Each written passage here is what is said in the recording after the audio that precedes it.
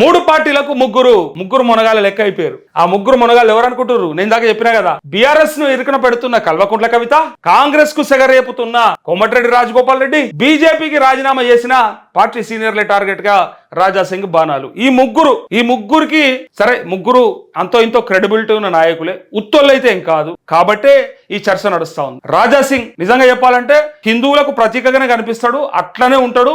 చాలా మటుకు ఈ గోవులను సంరక్షించే సందర్భంలో మనం ఎన్నో వీడియోలు చూసినాం. పైగా ఆయన ముందుంటాడు. స్టేట్ లా ఎవరైనా సరే ఏదైనా ఇష్యూ జరిగింది హిందూ ముస్లిం కు సంబంధించి ఏదన్నా ఇట్లా జరుగుతుందని తెలవంగానే ఫస్ట్ రాజాసింగ్ ని యాడ్ చేసుకుంటారు, ఆయనతోనే మాట్లాడడానికి ట్రై చేస్తారు, ఆయన నుంచే ఏదైనా స్టేట్మెంట్ ఇప్పించుకోవడానికి ట్రై చేస్తారు. కానీ అట్లాంటి ఆయననే ఇలా హిందువులకి సపోర్ట్ గా ఉంటాం, ఇక మతతత్వ పార్టీ అని సరే అది ఆరోపణ అయినప్పటికీ నిజంగా కూడా వాళ్ళ భావజాలం హిందుత్వ భావజాలం అయితే, సో బీజేపీకి సంబంధించి అసలు పక్కన పెట్టిరు. వాళ్ళు ఆయన రాజీనామా చేసిండ్రు, వాళ్ళు సస్పెండ్ చేసిండ్రు, అంతా నడిచింది. అవన్నీ ఎపిసోడ్లు చూసాం మనం. కానీ ఎవరు ఉంటేనైతే ఆ పార్టీకి కొంత బలమని ఫీల్ అవుతారో ఆయన్నే పక్కన పెట్టే పరిస్థితి కనిపించింది. అంటే సరే, ఆయన వ్యాఖ్యలు, ఆయన ఇంటెన్షన్, ఆయన చెప్పేది పార్టీ బాగు కోసమే చెప్పిండు, ఖరాబ్ చేయాలని చెప్పలేడు. రాజాసింగ్ ఎప్పుడు మాట్లాడినా పార్టీ బాగుండాలని చెప్పిండు. ఎందుకంటే 2014లో ఒకే ఒక్కడు గెలిచింది ఈ రాష్ట్రంలో, బీజేపీకి ఒకే ఒక్కడు గెలిచిండు. మరి అట్లాంటి రాజాసింగ్ ని పక్కన పెడితే మరి మిగతా వాళ్ళు ఎవరు గెలవకపోతారు?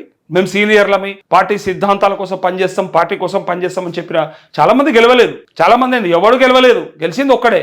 ఆ గెలిచిన ఒక్కడిని ఇలా పక్కన పెడుతుంది పార్టీ అంటే ఏంది అనేది అర్థం చేసుకోవాలి మనం. వాళ్ళ ఇంటెన్షన్ ఏంది, తద్వారా ఏ ఓటర్కి, ఏ ఓటు బ్యాంకుకి మనం దూరం అవుతున్నాం అనే భావనకు వచ్చిండ్రు. అందుకోసానికే వాళ్ళు ఎందుకు రిస్క్ అని చెప్పి పక్కన పెట్టినది కనిపిస్తుంది. సో రాజాసింగ్ విషయం ఇట్లా, ఆయన పార్టీ కోసం పనిచేసినా, కష్టపడ్డా, ఆయనకి ఎలా ఏం జరిగింది అనేది మనందరం చూసాం. అది అవమానమే లెక్కకైతే.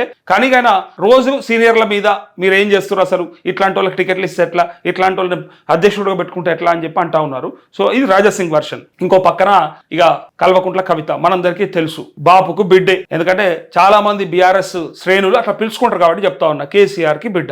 యాక్చువల్ గా తనను మంచి అకామిడేట్ చేసిండ్రు, తనకి అన్ని రకాలుగా అవకాశం ఇచ్చిండ్రు, తను జాగృతి పెట్టుకున్నా బీఆర్ఎస్ కార్యకర్తలు తిరిగిండ్రు, కష్టపడ్డారు, ఆమె కోసం అన్ని ప్రయత్నాలు చేశారు. ఆమెను తీసుకుపోయి ఎంపీగా గెలిపించుకున్నారు. ఎంపీగా గెలిచిన తర్వాత సరే, అప్పుడు కూడా గెలవడానికి కారణం బీఆర్ఎస్ కార్యకర్తలే, అందరికీ తెలుసు, జాగృతి కాదు. తను జాగృతి పెట్టుకొని పనిచేసినప్పటికీ బీఆర్ఎస్ కార్యకర్తల వల్లనే తను గెలిచింది. సో తర్వాత ఓటమి పాలయ్యింది. అప్పుడు బీఆర్ఎస్ కార్యకర్తల వల్లనే ఓడిపోయినా అని తను స్టార్ట్ చేసింది. ఇక అక్కడి నుంచి స్టార్ట్ అయింది. ఎందుకంటే నేను ఎదుగుతున్నానేమో, నేను ఎదిగితే కొంతమందికి ఓర్చుకోలేకపోతా ఉన్నారు, కొంతమందికి పోటీ అయ్యే పరిస్థితి కనిపిస్తా ఉన్నట్టుంది, అందుకోసమే పార్టీలు నన్ను తొక్కేయడానికో లేకపోతే కొంత కంట్రోల్ చేయడానికో ప్రయత్నం చేస్తా ఉన్నారని ఆనాటి నుంచే ఆమె మైండ్లో ఉంది.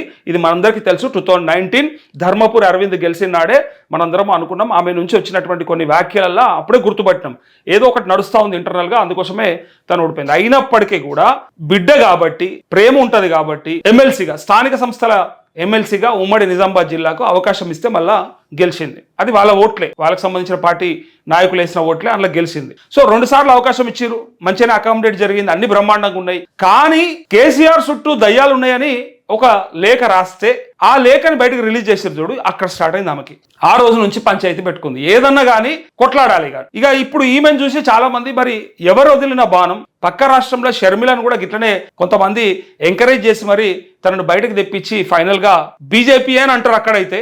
ఇక్కడ కూడా మరి ఎవరు అనేది మనం మొన్న కల్వకుంట్ల కవిత మాట్లాడుతున్న ఒక సందర్భంగా, నా వ్యాఖ్యల వెనక కాంగ్రెస్ ఉంది అనబోయి, అంటే ఉంది అని అంటూరు అనబోయి బీజేపీ అని బి అని వదిలేసింది. నాకు అప్పుడు అనిపించింది, కొన్నిసార్లు ఎట్లుంటుంది అంటే మనసులో ఉన్నాయి కూడా వచ్చేస్తాయి, మాట్లాడంగా ఏమైపోతుంది అంటే మనసులో ఉన్నాయి కూడా ఒక్కొక్కసారి అనుకోకుండా దొర్లుతాయి. అదే మాట తను నా వ్యాఖ్యల వెనక బి అని కాంగ్రెస్ ఉన్నది అని అంటా ఉన్నారు అని అన్నది. అంటే ఉన్నోళ్ళు బయటకు వచ్చినట్టుగా కనిపించింది అక్కడ పేరు, తన మైండ్ లో అది ఉన్నదేమో అన్నట్టుగా తెలిసింది. సరే, అది ఆమె ఇంటర్నల్ మొత్తానికి ఆనాడు స్టార్ట్ చేసింది. ఇక నేను బీఆర్ఎస్ అంటే, నేను బీఆర్ఎస్ నా పార్టీ అంటది, బాపు నా బాపే అంటది, అన్ని బరాబరే అంటది, కానీ నాయకులను తిడుతుంది, అన్నున్న నాయకులను తిడుతుంది. ఇవాళ కేసీఆర్ కుడి భుజాన్ని ఎడమ భుజాన్ని ఎరగొడతా అంటది. ఇక అది అంతా మనం గతంలో చర్చ చేసుకున్నాం. అయితే ఇప్పుడు తన ప్రయత్నం ఏంటిదంటే, పార్టీలో నాకు స్థానం కావాలి, నేను సమానం, నాకు సగభాగం అనే ఇంటెన్షన్లో కనిపిస్తా ఉంది. నేనేమంటా ఉన్నా అంటే, దీనివల్ల లాభం అవుతుందా నష్టం అవుతుందా తనకు బాగా ఎరక, నో డౌట్. కానీ తనకేం తెలుసు అంటే, నేను నష్టపోయినా సరే, నేను ఇబ్బంది పడ్డా సరే, నేను ఓడిపోయినా సరే, కానీ నాకు నచ్చనోడు గెలవద్దు. ఇగో మనుషులకు ఉండే జెలస్ ఇది బాగుంటుంది. మనుషులకి ఫస్ట్ ఏమో నేను గెలవాలనే స్వార్థం ఎక్కువ ఉంటుంది. నేను దమన ఓడిపోయే పరిస్థితి ఉన్నది, నా భవిష్యత్ ఏందో నాకు తెలుస్తలేదు, అంధకారం అవుతుందని అనిపించినాడు ఏం చేస్తారంటే, చాలా మంది, నేను మెజారిటీ పబ్లిక్ గురించి చెప్తా ఉన్నా, మెజారిటీ మనుషుల మనస్తత్వం చెప్తా ఉన్నా, అవతలోడు ఖరాబ్ అయితే కూడా తృప్తి అవుతుంది. మనం ఏదో అంటారు చిన్నపిల్లలు కూడా, మనం ఫెయిల్ అయినామంటే వానికి జర్రంత ఏడుపు వస్తుంది, దమన పక్కపంటోడు కూడా ఫెయిల్ అయ్యిండు అంటే, పక్కపంటోడు పాస్ అయ్యిండు అంటేనేమో ఇంకా ఎక్కువ ఏడుపు వస్తుంది. పక్కపంటోడు కూడా ఫెయిల్ అయ్యిండు వీని లెక్క అంటే మొత్తానికి మొత్తం ఏడుపే లేకుండా పోంతి వాడు పోయిండు నేను పోయినా ఇంట్లో అంటే కూడా అవో వాడు పోలేడా అని చూపెట్టచ్చు అన్నట్టుగా ఇదొక జెలస్ ఉంటుంది. ఇక్కడ కూడా కేటీఆర్ హరీష్, సరే ఆమె కేటీఆర్ మీద ఉందా హరీష్ మీద ఉందా మనకు కూడా తెలుసు, దాన్ని ఓపెన్గా మనం అనాల్సిన పనిలే. సో తన భవిష్యత్తు బాగలేదని తెలిసినప్పటికీ ఇంకొకరు ఎందుకు ఎదగాలి, ఇంకొకరిని ఎందుకు ముందరేయాలి, సపోర్ట్ ఎందుకు ఇవ్వాలి, రేపు వస్తే నాకేమొస్తుంది, కాబట్టి మొత్తానికి మొత్తం నాశనం పట్టినా సరిపోతుందనే ఒక భావనలు ఉంటుంది.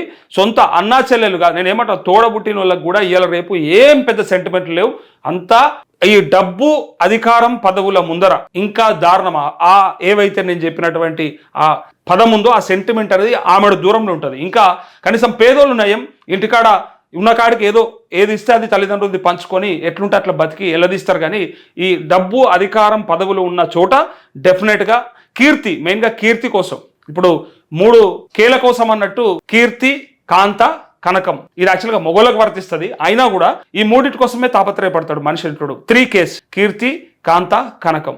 ఇది బయట చాలా వాడుకలో ఉంది ఈ మాట. ఈ 3 కేస్ కోసం ప్రయత్నం చేస్తూ ఉంటాడు మనిషి అంటాడు. సో అక్కడ కూడా ఆ కీర్తి కోసం నో డౌట్ కేటీఆర్ పడిపోయినా సరే, బట్ నేను ఎదగకున్నా సరే తను మాత్రం ఎదగొద్దు అనే ఒక భావనలా కనిపిస్తున్నది. అందుకోసమే విమర్శలు ఇలా నడుస్తున్నటువంటి ఆ పార్టీలో ఇష్యూస్ అన్ని కూడా అట్లా ఉన్నాయి. ఇది ఇట్లా పక్కకు పెడితే రాజగోపాల్ రెడ్డి, ఇటు కవిత విషయం పక్కకు పెడితే రాజగోపాల్ రెడ్డి కూడా యాక్చువల్గా ఆయన బీజేపీలోకి వెళ్ళిండు, ముఖ్యమంత్రి అయితే అనుకుండు, కార్యకర్తలతో మాట్లాడిండు, అన్ని బరాబర్ జరిగినాయి. కానీ ఏమైంది ఆ రోజు మళ్ళీ కాంగ్రెస్లకు గెలిచేటట్టు ఉందని ఇటు ఆయనకి ఇంట్రెస్ట్ ఉండే, వీళ్ళు కూడా పోయి ఆఫర్ చేశారు. ఏమని, మంత్రి పదవి ఇస్తాం నీకు, ఖచ్చితంగా నువ్వు వస్తే, సో అధికారం మనదే, రాబోయేది మనమే, కాబట్టి నీకు అధికారం ఇస్తాము అంటే నీకు అవకాశం ఇస్తాము అంటే. బట్టి విక్రమార్క కూడా ఉన్నాడు ఆనాడు. ఆ 2-3 ఎవరైతే కోర్ కమిటీ ఉంటుందో వాళ్ళంతా కూర్చొని ఆయనకి కన్విన్స్ చేసినప్పుడు డెఫినెట్గా రాజగోపాల్ రెడ్డి ఎక్స్పెక్ట్ చేస్తాడు, ఆశిస్తాడు. ఇలా అంటుందా అదే ఆయన, నాకు ఆనాడు చెప్పినాడు మీకు తెలియదా మా ఇంట్లో 2 పదవులు ఉంటాయని, కోమటిరెడ్డి కూడా నాతో పాటు ఉంటాడని, మా అన్న కూడా ఉంటాడని తెలియదా మీకు, ఆ రోజు ఎట్లా కమిట్మెంట్ ఇచ్చారు అనేది ఆయన ప్రశ్న. పైగా ఖమ్మంకు 3 మంత్రులు ఉంటారు ఎట్లా, ఖమ్మం జిల్లాకి 3 మంత్రులు ఉంటారు ఎట్లా, మరి ఖమ్మం తుమ్మల నాగేశ్వరరావు, పొంగులేటి శ్రీనివాసరెడ్డి, ఇటు పక్క ఇక బట్టి విక్రమార్క, ఈ 3 ఖమ్మం నుంచి మంత్రులైనప్పుడు నల్గొండ జిల్లాకు 3 మంత్రి పదవులు ఇస్తే తప్పేముంది, అక్కడ 9 సీట్లకి ఇస్తే ఇక్కడ 11 సీట్లు ఉన్నాయి కదా, మరి మేము ఎక్కువ గెలిపించినాం కదా, మరి మాకు 3 మంత్రి పదవులు ఇస్తే ఒకటి కోమటిరెడ్డి, ఒకటి ఉత్తమ్ కుమార్ రెడ్డి, ఇప్పుడు రాజగోపాల్ రెడ్డిగా నన్నెందుకు కన్సిడర్ చేయరనేది ఆయన ప్రశ్న. నాకు కూడా అర్హత ఉంది కదా, ఆనాడు హామీ ఇచ్చినాడు కూడా మా ఇంట్లో 2 ఉన్నామన్న విషయం మీకు తెలియదా అంటూ ఇలా ఆయన విమర్శలు గురిపిస్తా ఉన్నాడు. రోజుకి రేవంత్ రెడ్డి సీటు కిందికి నీళ్లు తెచ్చే ప్రయత్నం చేస్తా ఉన్నాడు రాజగోపాల్ రెడ్డి కూడా. ఎందుకంటే ఆయన కూడా సేమ్ ఎగ్జాక్ట్గా అవసరమైతే రేవంత్ రెడ్డి దింపేసి అయినా సరే మా ఇంట్లోకి వెళ్ళి ఒక లెక్కితే, లేదా కోమటిరెడ్డి వెంకటరెడ్డి కనుక చీఫ్ మినిస్టర్ అయితే ఈయనే మంత్రిగా ఉండొచ్చు అనేది ఒకటి కూడా ఒక దారి కనిపిస్తా ఉంది. లేకపోతే ఇంకో దారి లేదు ఇక అప్పటిదాకా. ఒక్కింట్లో 2 పదవులు అంటే ఎవరు యాక్సెప్ట్ చేయరనేది ఉంది కాబట్టి, ఒక్కింట్లో 2 ఎమ్మెల్యే టికెట్లు ఇచ్చినప్పుడు ఒక్కింట్లో 2 మంత్రి పదవులు ఇస్తే ఏంటిది అనేది ఆయన ప్రశ్న. కానీ ఈయన ముఖ్యమంత్రిగా వెళ్తేనే ఈయనకు అవకాశం వస్తుంది అనేది భావన. అందుకే రేవంత్ రెడ్డిని దింపడానికి ఒకరు నోట్ల గులాబ్ జామ్ పెడితే ఒకరు కింద కడబెట్టి మంట పెడతా ఉన్నారు, ఇది కనిపిస్తా ఉంది. అందుకే ఇలా 3 గురించి ప్రముఖంగా రాసింది ఈ పత్రిక. ఇదంతా చదవాల్సిన పనిలే, మొత్తం కలిసి నేనే చెప్పేసిన స్టోరీ. ఇలా 3 మనం రోజు పరిశీలిస్తా ఉన్నాం కాబట్టి, ఇలా వార్తలు చెప్తా ఉన్నాం కాబట్టి ఆ 3 స్టోరీ కదే, దానికి సంబంధించి వీళ్ళు బ్రహ్మాండంగా రాసుకున్నారు.